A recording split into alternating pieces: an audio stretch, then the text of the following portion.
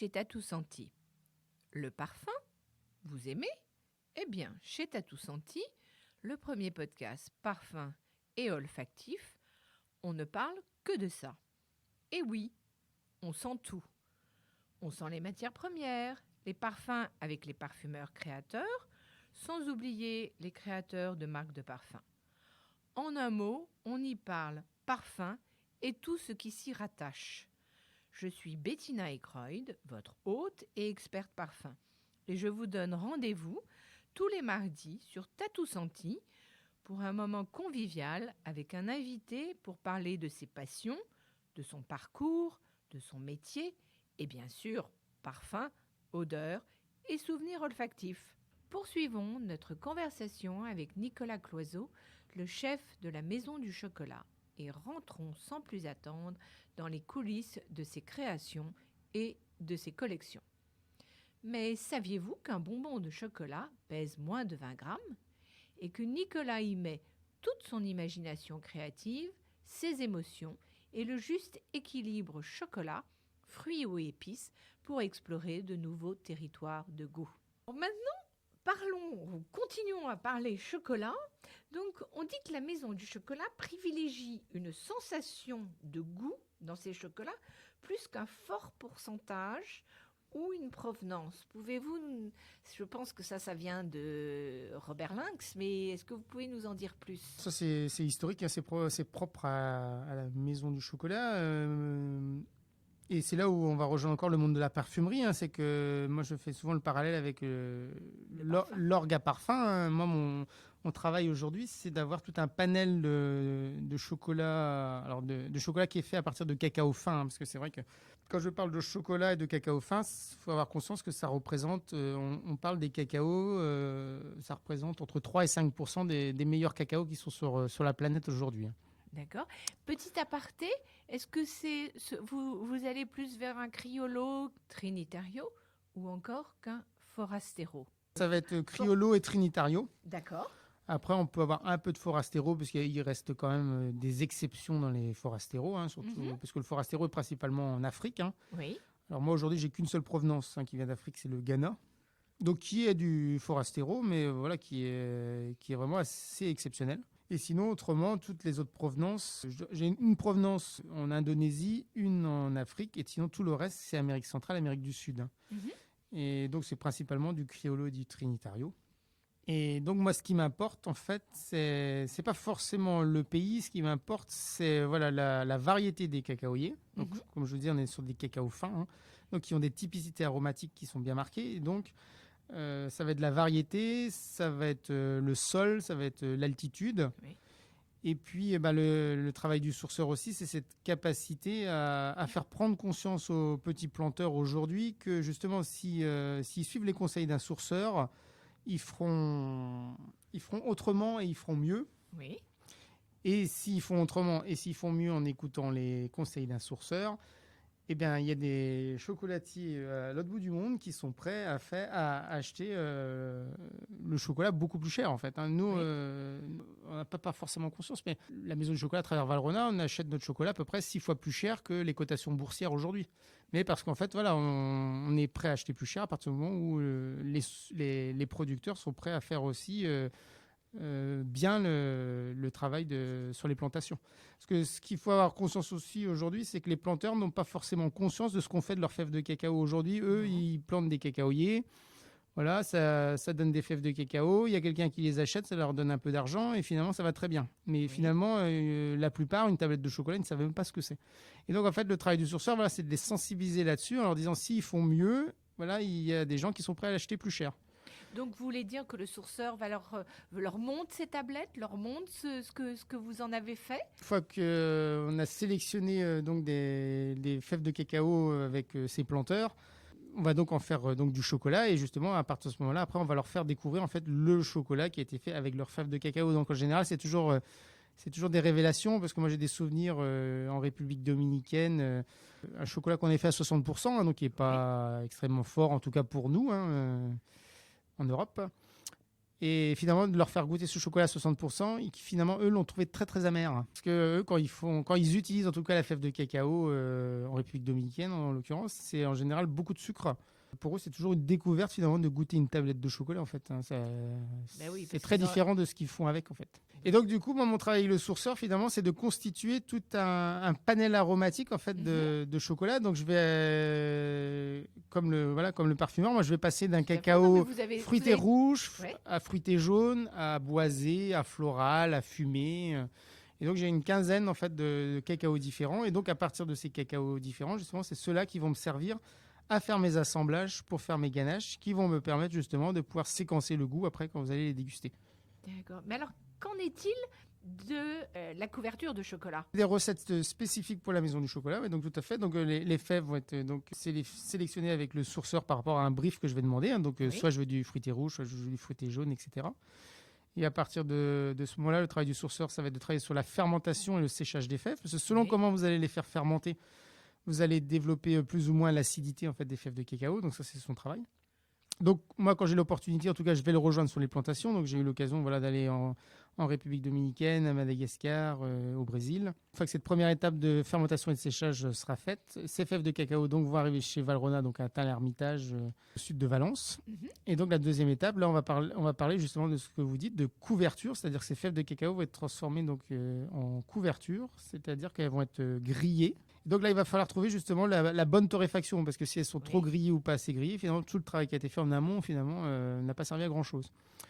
Donc elles vont être grillées et ensuite elles vont être broyées, c'est-à-dire qu'elles vont passer entre deux cylindres métalliques qui vont écraser ces fèves de cacao. Donc ces fèves de cacao qui contiennent donc de la matière grasse qui est du beurre de cacao. Le fait de les écraser, on va obtenir une pâte. Donc cette pâte, ce qu'on appelle la liqueur de cacao. Et donc dans cette liqueur, on va venir y ajouter donc du sucre.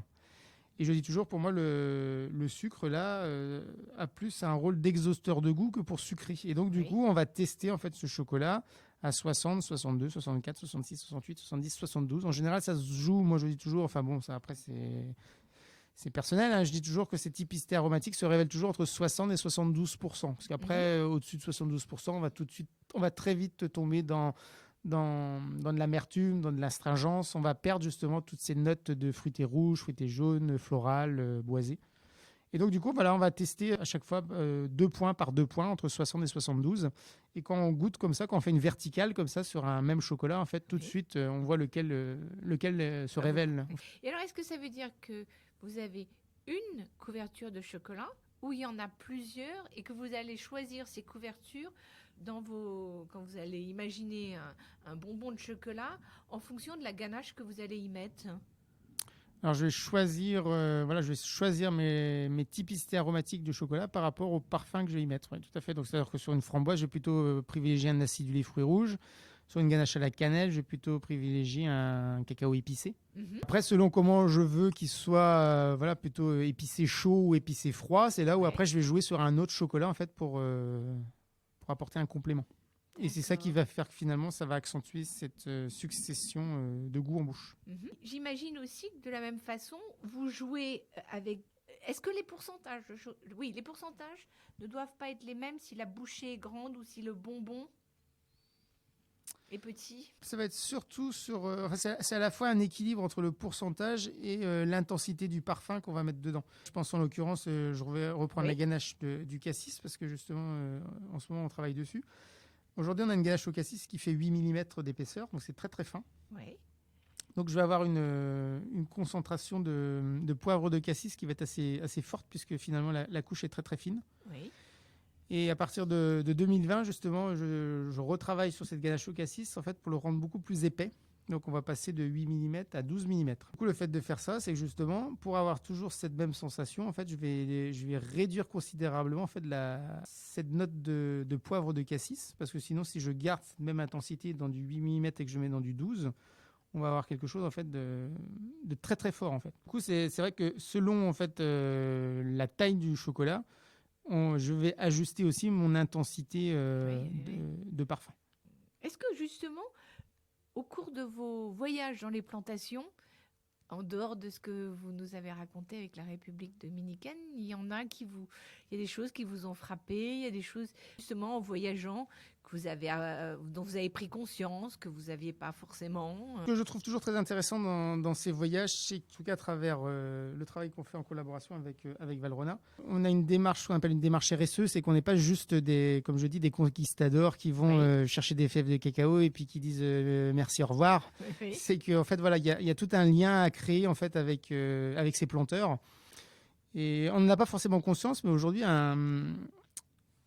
un sourceur qui arrive dans une plantation, entre le moment où il arrive pour justement faire prendre conscience aux planteurs qu'il faut faire autrement, qu'il faut peut-être planter une autre variété ou qu'il faut en tout cas entretenir sa plantation différemment pour avoir des meilleures fèves de cacao. Donc entre ce moment-là, le moment où il arrive et le moment où on va vraiment réellement sortir des fèves de cacao de très bonne qualité, vous savez combien de temps il faut ? Non. Il faut à peu près 10 ans. C'est un chiffre. Voilà.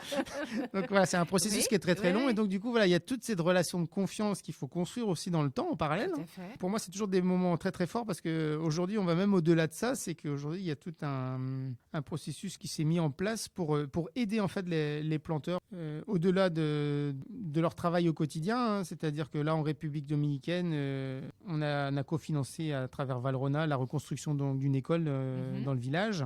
C'est là où je vous disais justement qu'on avait fait déguster les tablettes aux enfants parce qu'ils étaient venus justement au moment où on est venu déposer la première pierre et donc du coup ils étaient tous là. Le prêtre avait béni la première pierre pour la reconstruction de l'école et donc voilà, quand on leur avait fait goûter la tablette, c'est là qu'ils avaient fait la grimace parce que 60% pour eux c'était très très amer. Au Brésil, c'était assez fou le Brésil. Le Brésil, on s'est retrouvé dans un village où finalement quand le sourceur formait les planteurs, le seul lieu pour leur faire des cours, c'était l'école du village. Donc du coup, les jours où il y avait des formations, les enfants n'avaient pas école. On a cofinancé aussi la construction d'un bâtiment qui aujourd'hui est dédié en fait pour former les planteurs. Donc ce qui fait que les enfants vont rester à l'école.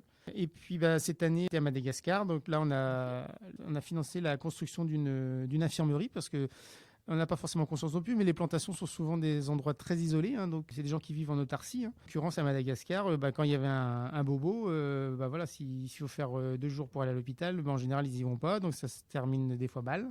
Oui. Donc là, aujourd'hui, voilà, il y a une infirmerie qui est à proximité pour régler tous les petits bobos du quotidien. Démarche humaine qui est toujours très, très forte. Ouais. Oui, c'est important de le souligner, donc merci de l'avoir dit. Ces plantations en général, font quelle superficie ? Très, très variable parce que alors vous pouvez avoir, voilà, à Madagascar, ça va être des tout petits planteurs qui vont même pas faire sécher leurs fèves de cacao parce qu'en fait, ils peuvent avoir juste une petite parcelle avec juste 10 ou 20 cacaoyers. Donc, ils vont vous apporter juste les fèves fraîches ils ont ouvert la cabosse le matin.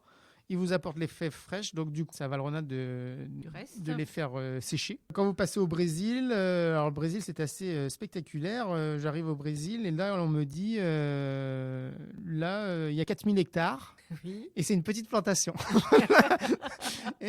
Mais alors, le Brésil, c'était extraordinaire parce qu'on fait des heures et des heures pour arriver à la plantation. Il ne se passe rien pendant des heures et des heures.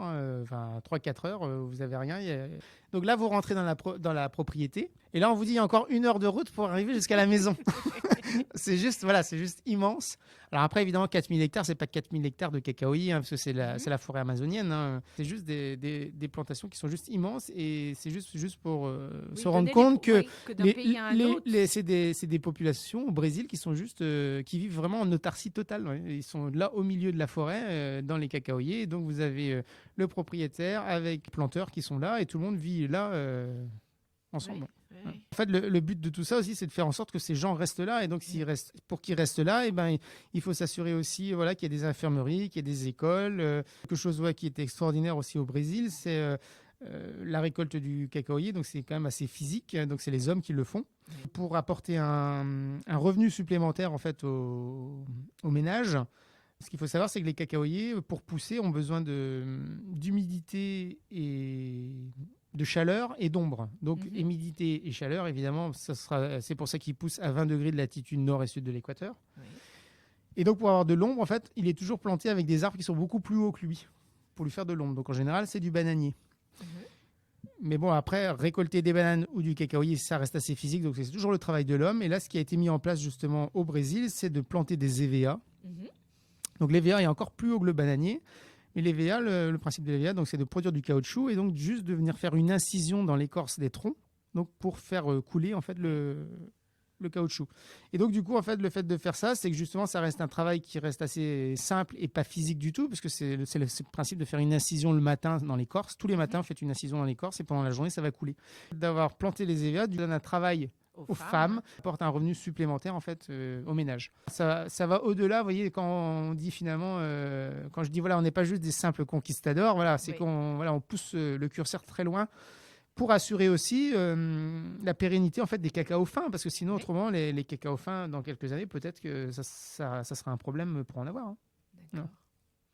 Vous avez créé 3 collections étonnantes qui est Esprit Salé, Envol et Bien-être. Chacune d'elles a son innovation. Est-ce que vous avez une histoire autour de sa création ou une anecdote à nous raconter sur chacune d'elles? Enfin, l'aspect de mon travail, c'est certes, il y a les recettes consensuelles, on va dire, qui plaisent à tout le monde, qui sont les iconiques de la maison, donc qui font aussi partie de mon travail, qui sont d'entretenir ces iconiques. Hein. Il y en a combien d'ailleurs, à peu près? Une trentaine. Parallèlement à entretenir ces iconiques, en fait, de se dire finalement qu'est-ce que pourrait être le chocolat de demain, ou aussi de faire découvrir autre chose au consommateur finalement. Après, comme je disais tout à l'heure, on aime ou on n'aime pas, mais en tout cas, en fait, de lui faire découvrir autre chose, un petit peu de le bousculer. Hein. Et que ça le bouscule lui, mais que ça, en tant que meilleur oeil de France aussi, c'est que voilà, ça nous serve aussi à notre profession et à faire évoluer en fait, voilà, le monde de la chocolaterie aussi. Hein. Et toujours très enrichissant pour mes collaborateurs au quotidien aussi. Hein. Et donc, du coup, voilà, ça donne naissance en fait à ces collections, tout à fait. La première, c'est une collection qui s'appelait Esprit Salé. Alors, c'est là, en fait, pour l'anecdote, en fait, c'est quand j'ai passé mon concours de meilleur oeil de France, on nous a demandé à l'époque de faire des chocolats pour l'apéritif. Et donc, à l'issue de ce concours-là, donc c'était en 2007, j'ai continué à creuser cette piste-là. Alors, la maison du chocolat n'était pas forcément prête, on va dire, à sortir des chocolats salés en 2008. Donc, ce que j'ai fait, c'est qu'on a des animations extérieures pour des entreprises ou des clients qui nous demandent des animations chocolatées. J'ai commencé petit à petit dans ces animations-là à faire des chocolats un petit peu salés pour voir un petit peu la réaction des clients. Et donc, finalement, on s'est rendu compte que finalement, ça prenait assez bien. Finalement, c'est une collection qui est réellement sortie en 2013. Je pense que c'était 2013 qu'elle est sortie. Donc, vous voyez, quand je vous dis des fois, il faut du temps aussi. Vous voyez, le point de départ, c'était 2007 et finalement, ce coffret-là est sorti qu'en 2013. Donc, 6 ans de longue maturation. Voilà. Le coffret en vol, lui, c'était... alors là, c'est très technique. Hein. Aujourd'hui, quand on fabrique un chocolat, en fait, on va mettre tous les ingrédients dans un grand mixeur. On va mixer, en fait. C'est-à-dire, on va mixer la crème, on va mixer le chocolat, on va mixer le beurre. Et c'est un mixeur donc avec un couvercle. Hein, donc, c'est fermé. Sauf qu'entre tous ces ingrédients-là et le couvercle, il reste un espace vide qui est pas réellement vide, puisqu'il y a de l'air. Qui a son rôle, j'imagine. En fait, dans notre profession, aujourd'hui, quand on est équipé de ces fameux mixeurs avec des couvercles, ce qu'on fait, c'est que ces mixeurs-là sont équipés pour ça, en tout cas, c'est de faire ce qu'on appelle du sous-vide. C'est-à-dire qu'on retire, en fait, cet air. Et donc, le mélange est fait sous vide. Le fait de le faire sous vide, en fait, c'est d'apporter davantage de fondant, en fait, à la ganache, puisque finalement, il n'y a pas d'air dedans. Donc, du coup, là, votre ganache est beaucoup plus lisse et beaucoup plus fondante. Sauf que du coup, ce qui m'a tracassé pendant longtemps, finalement, c'était cet air qu'on retire, mais en fait, est-ce qu'il ne retient pas, est-ce qu'il n'a pas des arômes volatiles dedans? Est-ce qu'on ne retire pas des arômes volatiles en retirant l'air, en fait? C'était ça. Je ne suis pas un scientifique en physique. Je fais appel au docteur Fabrice Riblet qui m'a démontré en effet que en faisant ça, on retirait bien des arômes volatiles. Et donc, du coup, il m'a proposé de commencer à travailler sur justement le fait de considérer l'air comme une matière première, donc d'avoir de la crème, du beurre, du chocolat, mais aussi de l'air et qu'on en tienne compte. Et donc, le fait de faire ça, finalement, on s'est rendu compte que l'air avait un rôle d'encapsuleur d'arômes. On a poussé le bouchon encore plus loin, c'est que finalement on n'a pas gardé uniquement l'air qui était entre notre couvercle et nos matières premières, c'est qu'on est venu injecter en fait de l'air dedans. Et le fait de faire ça, finalement, au lieu d'avoir une texture lisse et fondante, on est passé à une texture qui est mousseuse et aérienne. Et donc voilà, ça a donc donné naissance à ce coffret qu'on a appelé justement Envol. Vous voyez, là on a vraiment, c'est très technique, mais comme je dis toujours, cet axe de travail en fait nous sert aussi en fait à entretenir la gamme standard, puisque historiquement, Robert Lynx avait des ganaches qui étaient moussées, mais qui étaient moussées juste au batteur. Aujourd'hui, on n'utilise plus le batteur, on utilise justement ce mixeur à couvercle. Et donc, du coup, aujourd'hui, au lieu de faire les recettes historiques qui étaient moussées, finalement, on a pu l'adapter aujourd'hui avec notre matériel. Oui. L'innovation apporte toujours quelque chose parce qu'elle pousse en avant, mais elle permet aussi après de revenir et de faire des va-et-vient entre ce qui était là et et comment on tout à a fait. fait pousser les choses. Et cette collection bien-être? Et la collection bien-être, en fait, c'est que, bah oui, moi j'ai 23 ans de maison et quand je suis arrivé, je dis toujours, moi je consomme, je dis toujours, je consomme mensuellement ce que consomme annuellement un Français. Hein. Donc, c'est-à-dire à peu près 7 kilos de chocolat par mois. Oui, mais alors comment vous faites, Nicolas? Parce que vous Oui, êtes enfin, mince. ouais, enfin, Vous êtes... je l'ai été encore plus que ça. C'est pour ça, c'est ce que je dis, quand on en consomme 7 kilos à 20 ans et quand on en consomme 7 kilos quand on a 40, ça fait pas le même effet quand même. Oui, mais écoutez, ça ne se voit pas. Je pense qu'il y a beaucoup de femmes qui vous envieraient. Le point de départ, c'était ça, tout simplement. C'était vous? C'était moi, ouais, tout à fait, de se dire, mais finalement, est-ce qu'on pourrait repenser la ganache différemment? Du coup, de se dire, mais finalement, est-ce qu'on pourrait faire un coffret uniquement avec des matières premières d'origine végétale, mais sans basculer dans un coffret allégé? Parce que, comme je dis, on ne va pas chez un chocolatier chercher un produit allégé. Non. Moi, je voulais que le produit reste quand même gourmand.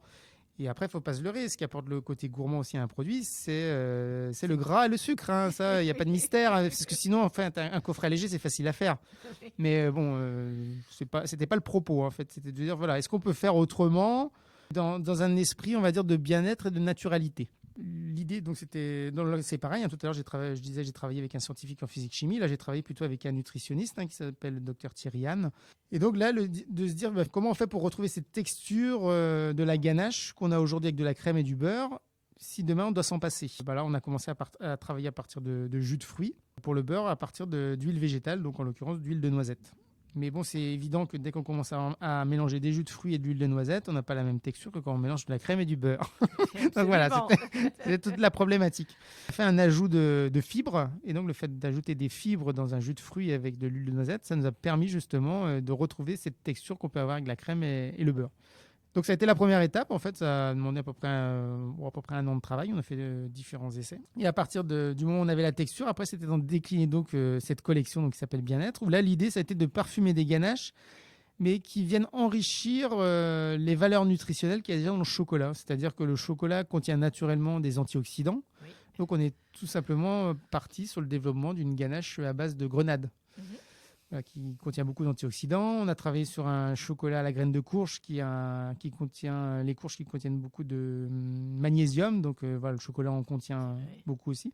En fait, vous avez poussé chacune des facettes du chocolat avec un ingrédient extérieur. Voilà, tout à fait. Donc ça c'est le concept, l'idée en tout cas de ce coffret bien-être, donc qui est sorti l'année dernière et qui a toujours autant de succès parce que finalement, on a attiré toute une clientèle aujourd'hui qui est très sensible à ça. Et comme je dis, c'est vrai que ces collections-là, en fait, je me pose pas toutes ces questions-là. Alors c'est vrai qu'aujourd'hui, j'ai sorti cette collection-là et comme je dis, par chance, entre guillemets, toutes les planètes sont alignées parce que finalement, moi, ça correspond à ce que j'avais besoin en ce moment.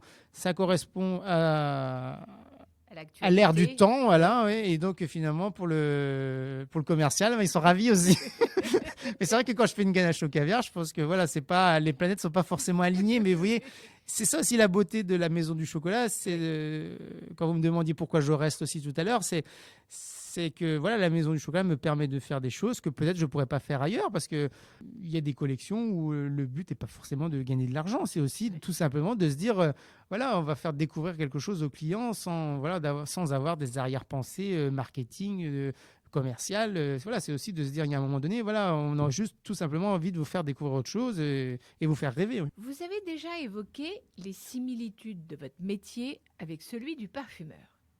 D'ailleurs, pour les 25 ans du parfum d'Angel, vous avez réalisé avec Olivier Crespe, le créateur du parfum, un coffret qui reprend les différents accords du parfum. Quel a été le ou les défis techniques à relever pour cette collaboration? Et donc j'étais dans l'avion et je regarde le magazine Air France et je tombe sur un article sur Olivier Crespe que j'avais jamais entendu parler. Hein. Oui. Et donc je lis un article sur lui. Donc il faisait un parallèle sur les parfums et justement toute la facette gourmande des parfums sur lequel il était initiateur, hein, puisqu'il a créé le premier parfum gourmand il y a 25 ans. Donc j'ai trouvé ça, l'article, j'avais trouvé fascinant. Et donc du retour du Japon, je vais voir la directrice marketing de la Maison du Chocolat, puisque avant d'être à la Maison du Chocolat, elle était chez Givenchy Parfum. Et donc je lui demande en fait, est-ce qu'elle pouvait me mettre en relation avec ce monsieur Crespe. Et donc là, je me rappellerai toujours, elle m'a regardé avec des yeux en me disant, mais Nicolas, elle me dit, mais ce monsieur, c'est une sommité, même moi qui a travaillé dans le parfum, j'ai jamais pu le rencontrer. donc je dis, bon, bah, du coup, je dis, bah, si vous pouvez pas, moi, je pourrais pas faire mieux. Donc du coup, voilà, j'avais laissé tomber. Je sais pas, à peu près 3 ou 4 mois après, elle vient me voir dans mon bureau en me disant, Nicolas, je crois que votre vœu va être exaucé puisque du coup, on a été contacté donc, pour les 25 ans d'Angel. Donc elle dit, bah, vous allez pouvoir travailler avec Olivier Cresp. Donc du coup, pour moi, je l'avais même pas rencontré qu'en fait, tous mes chakras étaient ouverts en fait pour travailler avec lui. Donc, C'est lui qui est venu à vous et non l'inverse. et donc du coup, voilà, j'ai rencontré une personne extraordinaire et qui fait qu'aujourd'hui, voilà, on est resté en contact et voilà, c'est quelqu'un, je trouve que dans les échanges, voilà, les associations qu'il peut faire dans le monde du parfum, je trouve, sont toujours très pertinents et moi, me font me remettre en question pour ce que je peux faire dans le monde du chocolat. Oui. Et qu'est-ce qui vous a fasciné et qu'est-ce qui vous a surpris peut-être dans ce monde du parfum auquel vous attendiez peut-être pas? Bah là, nous, on a travaillé la partie plutôt gourmande des parfums, donc ça allait. Hein, mais bon, après, j'ai été un petit peu perturbé sur le fait qu'il a fallu que je travaille. Mais bon, après, je dis perturbé, non, parce que c'était un défi à relever. Mais avec Olivier, on a décortiqué le parfum, hein, donc, puisque dans les parfums, on va parler de notes de tête, de cœur et de fond. Et donc, dans le chocolat, on va parler du début de bouche, milieu de bouche et fin de bouche. Oui. Et donc, du coup, on a fait 3 chocolats. Donc, le chocolat qui représente la note de tête d'Angel, un qui représente. Donc, la note de tête, hein, c'est les Hespéridés. Hein, donc, on était plutôt dans un chocolat qui était dans les agrumes. Ensuite, dans la note de cœur, on était donc dans tout ce qui caractérise Angel. Hein, donc, on était dans le praliné, dans la barbe à papa, dans les fruits rouges. Donc, c'était un chocolat qui était très, très gourmand. Dans la guimauve aussi, d'ailleurs, puisque c'était un bicouche guimauve praliné. De fond, c'est là où voilà, j'ai un souvenir mémorable de ça. Il me dit, mais Nicolas, il dit, je crois que c'est 60%, si je ne me trompe pas, il me dit 60% du parfum, il me dit c'est du patchouli. Voilà. Et donc là, pour moi, le patchouli, moi, je n'avais jamais entendu parler. Donc de mettre du patchouli dans du chocolat, pour moi, voilà, c'était juste un défi à relever. Et donc du coup, c'est vrai que c'est quelque chose qui est extrêmement fort. Hein. Oui. Et donc, c'était juste pas possible. Enfin, les premiers essais qu'on a fait, en tout cas avec Olivier, c'était juste que le patchouli seul dans du chocolat, c'était juste pas possible. En fait. Alors, comment avez-vous détourné sans nous révéler? Ah bah donc du coup, il me dit, mais Nicolas, il dit dans Angel, il y a aussi de la vanille. Et il me dit, je pense qu'avec une petite pointe de vanille, justement, ça va venir un peu tempérer, apporter du patchouli, tout à fait. Et c'est vrai que voilà. Et du coup, c'est un chocolat qui m'a marqué parce que on avait justement ces notes un peu, vanille, les notes de vanille, les notes un petit peu animales de la gousse de vanille en début de bouche. Oui. Et après, on finissait justement sur ces notes de patchouli, ces notes un petit peu de sous-bois, de mousse qui arrivaient en fin, mais justement, ça restait très élégant, très délicat. Et donc, ça faisait ça transportait justement le consommateur vers quelque chose qu'on n'avait jamais pu goûter dans du chocolat. Oui. Non, tout à fait. Mais c'était aussi en plus bon. En tout cas, moi, j'ai aimé. Oui, j'ai fait partie des adeptes. Parce que voilà, on en revient encore, parce que voilà, on a trouvé cet équilibre avec le fait de mettre cette pointe de vanille en fait dedans. Oui. Après avoir parlé de toutes ces innovations, juste un petit mot. Quelle est la place du praliné dans la maison du chocolat? Et comment est-il travaillé? Alors le praliné, hein, juste un petit rappel, le praliné, donc c'est un mélange d'oléagineux, hein, donc ça peut être des noisettes, ça peut être des amandes, du pignon, des noix de pécan, de la pistache. Donc ils vont être broyés avec donc du caramel. Et donc cette pâte de fruits secs et de caramel, c'est ce qu'on appelle du praliné. Alors la particularité de la maison du chocolat, alors ça c'est historique, hein, c'est Robert qui l'a voulu ainsi. Hein. C'est que justement le caramel qui se trouve dans les pralinés de la maison du chocolat sont des caramels qui sont très cuits. Donc c'est-à-dire qu'on va les pousser en termes de caramélisation juste avant que ça soit brûlé en fait. Hein. C'est pour, comme disait Robert, c'est d'avoir cette pointe d'âcreté dans l'idée justement de le désucrer. Donc c'est-à-dire que quand vous goûtez ces pralinés de la maison du chocolat, voilà, vous avez ces notes de fruits secs et vous avez ce caramel qui est bien présent avec cette petite pointe d'âcreté qui est en fin de bouche. Et ça, c'est vraiment la signature des pralines de la maison du chocolat. Donc ça, c'est les signatures pralinées que vous allez trouver dans la gamme standard. Et moi, par contre, on va dire, entre guillemets, je m'amuse dans les collections plutôt éphémères ou des collections comme Envol ou Bien-être à jouer sur ce curseur-là en se disant on va peut-être mettre moins de caramel, on va peut-être mettre des caramels qui sont moins cuits et puis on va jouer sur d'autres oléagineux parce que c'est vrai que historiquement on est souvent sur l'amande et la noisette. Voilà, aujourd'hui La maison du chocolat, où vous pouvez trouver de la pécan, vous pouvez trouver du sésame, vous pouvez trouver de la pistache aussi. Mais on va plutôt travailler sur des caramélisations qui sont moins poussées pour ce type de produit, parce que c'est vrai que sinon la noisette est assez forte, donc du coup elle est face à un caramel qui est très cuit, ça marche très très bien. Après sur de la pistache ou sur du sésame, on va être sur des caramélisations un peu plus douces. Vous voulez en savoir plus? Bien sûr. Alors, non. Vous voulez en savoir plus? Bien sûr. Et surtout, comment se prépare la collection de Noël à la Maison du Chocolat? Alors, rendez-vous mardi prochain et avec Nicolas, nous vous en dévoilerons le thème de cette année et d'autres surprises sur la Maison du Chocolat.